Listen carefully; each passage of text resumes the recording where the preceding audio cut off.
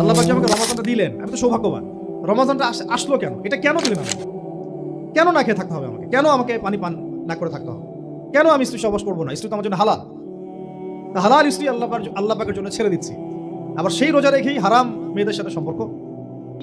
আল্লাহ রাব্বুল আলামিনের দিকে প্রত্যাবর্তনের জন্যই রমজান মাসটা আমাদের কাছে আসে। কারণ সারা বছর আমরা বিভিন্ন দিকে ছন্নছাড়া হয়ে যাই। একটা আছে ঘর, এই ঘরের মধ্যে অনেক মানুষ আছে, এই মানুষগুলো বিভিন্ন দিকে ছুটে চলে গেছে, তাদেরকে ঘরে ফিরিয়ে আনতে হবে। ফিরিয়ে আনার মৌসুমটা হচ্ছে রমজান। এটা না খেয়ে থাকার মৌসুম না, পানি পান না করার মৌসুম না, এটা স্ত্রী সহবাস করবো না এটার জন্য রমজান নয়। এটা আমাদের একটা রেগুলেশনস, রুলস, আল্লাহর পক্ষ থেকে দেয়া একটা রেগুলেশনস। এটা কিন্তু মূল উদ্দেশ্য না।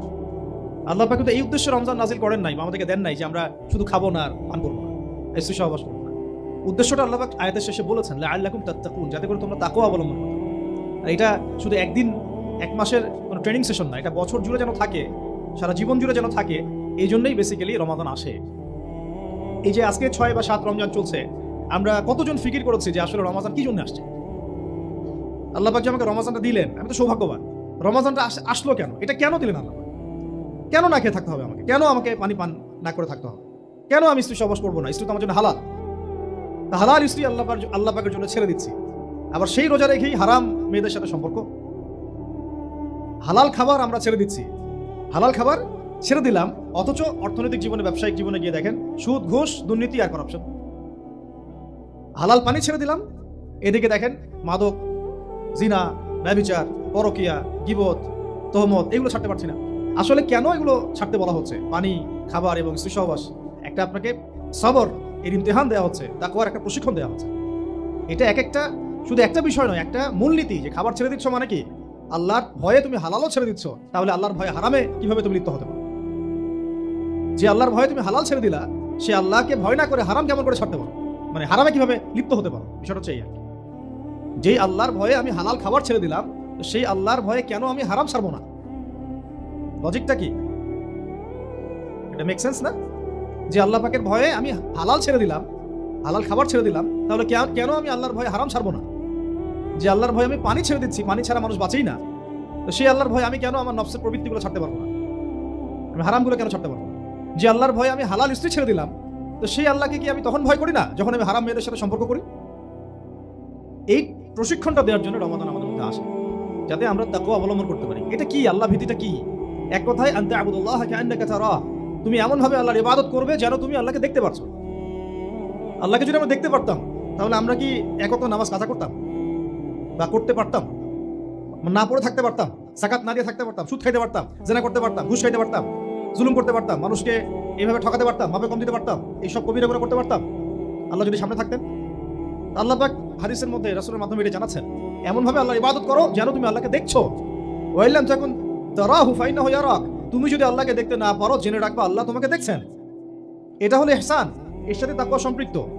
মানুষের ভাষা, মানুষের রং, মানুষের বংশ, এগুলো আল্লাহ পাকের কাছে মর্যাদার মানদণ্ড নয়।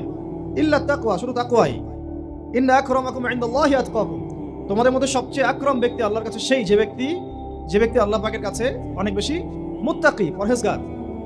এবং এটা বাহ্যিকভাবে লেবাস, পোশাক, দাড়ি টুপি দিয়ে বোঝা যায় না। এটা থাকে আত-তাকওয়া হা হুনা, কলিজার মধ্যে থাকে। আমার দাড়ি টুপি, জুব্বা, পাগড়ি দেখে আপনি বলতে পারবেন না যে আমি খুব মুত্তাকি মানুষ। এটা বলার কোনো সুযোগই নাই। আপনি ধারণা করতে পারেন সর্বোচ্চ হতে পারে মানুষটা ভালো, কিন্তু সে কতটুকু ভালো, কতটুকু মুত্তাকি, এটা আল্লাহ ছাড়া কেউ জানেন না।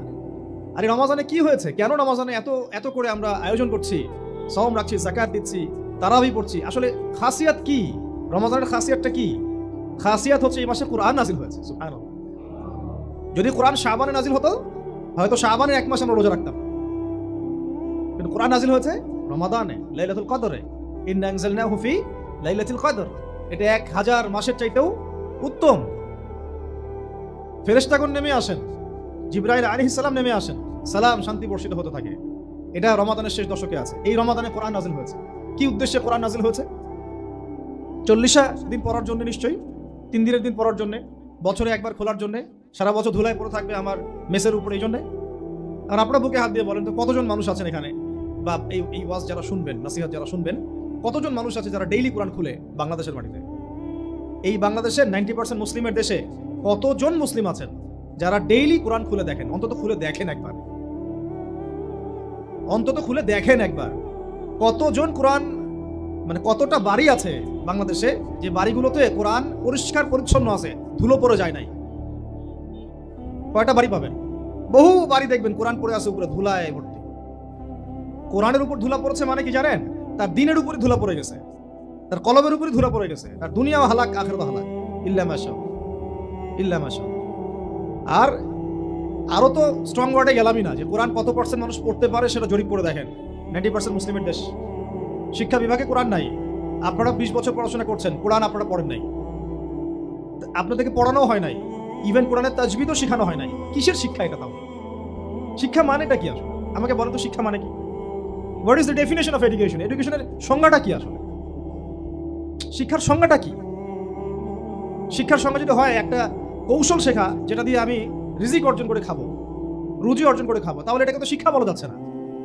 এটা হচ্ছে আপনার দক্ষতা। এটা কি আপনার দক্ষতা? তাহলে এটার নাম শিক্ষা দিচ্ছেন কেন? পুরো শিক্ষা সিস্টেম আমাদেরকে দিন বিবর্জিত করে ফেললো। না এখানে কোরআন আছে, না তাফসীর আছে, না আরবি ভাষা আছে, না আরবি ব্যাকরণ আছে, আর না সিরাত আছে, আর না হাদিস আছে, আর না আকীদা আছে, আর না উসুল আছে। কিছুই নাই, কিছুই নাই। আমাদের 90% মুসলিমের এই দেশে, আমাদের এই যে 80% 70% ছেলেমেয়েরা জেনারেল লাইনে পড়াশোনা করছে, কিছুই শিখে নাই। এরপরেও তাদের মধ্যে ফিকির হয় না যে আমার এর বাইরেও মাদ্রাসায় যাওয়া দরকার, আলেমের কাছে বসা দরকার, বা বিভিন্ন কোর্স করা দরকার। সারা জীবন শিখতে পারলাম না, ওস্তাদদের কাছে গিয়ে শেখা দরকার। অনলাইনে হোক, অফলাইনে হোক, দার্সে হোক, তালিমে হোক, বা কোর্স ভিত্তিক ভাবে হোক, শেখা দরকার। এই ফিকিরটুকু আমাদের মধ্যে আসতেছে না।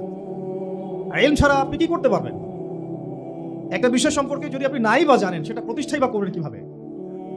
যে বিষয়টা সম্পর্কে আপনার কোনো জ্ঞান নাই, সেটা কিভাবে আপনি প্রতিষ্ঠা করবেন? কিভাবে তার উপর আমল করবেন? কিভাবে সেই দাওয়াত মানুষকে দিবেন? আমি ধরেন একজন ডক্টর নই, কখনো মেডিকেল সায়েন্স পড়ি নাই, আমি কি চিকিৎসা করতে পারবো? আমি যদি একটা চেম্বার খুলে বসে, আপনি কি আমার কাছে আসবেন রুগী দেখাতে? Common sense. তা আমরা সবাই চাই আল্লাহর জমিন, আল্লাহর দিন কায়েম হোক, মানুষ ইসলামের ছায়াতলে আসুক, দাওয়াতের কাজ আমরা করি, আমরা সৎ কাজে আদেশ করি, অসৎ কাজে নিষেধ করি, সমস্ত জাহালাতগুলো সমাজ থেকে দূর হয়ে যাক। জাহালাত দিয়ে সমাজটা ভর্তি হয়ে গেছে, দুর্নীতি হচ্ছে, খুন খারাপি হচ্ছে, গুম হচ্ছে, ক্রসফায়ার হচ্ছে, ধর্ষণ হচ্ছে, শিশুকে পর্যন্ত গণধর্ষণ করা হচ্ছে, সমকামিতা ছড়ানো হচ্ছে, আল্লাহর জমিনে আল্লাহকে গালি দেওয়া হচ্ছে, আল্লাহর জমিনে তার রাসূলকে গালি দেওয়া হচ্ছে। জাহালাতগুলো লিস্ট করলে তো কিয়ামত নেমে আসবে আমাদের উপরে। জাহালাতগুলো লিস্ট করলে, আর যদি একটা একটা করে ধরে আল্লাহ পাক শাস্তি দেওয়া শুরু করেন, তাহলে কিয়ামত নেমে আসবে আজকে বাংলাদেশের মাটিতে। এগুলো দূর করতে হলে তো আমাকে জানতে হবে কোনটা জাহালাত, এর সমাধান কি। এর সমাধানগুলো বের করার জন্য আমাদের পথ পদ্ধতি কি হওয়া উচিত, পদক্ষেপ কি হওয়া উচিত, এই ফিকিরটা আমাদের মধ্যে আসা উচিত।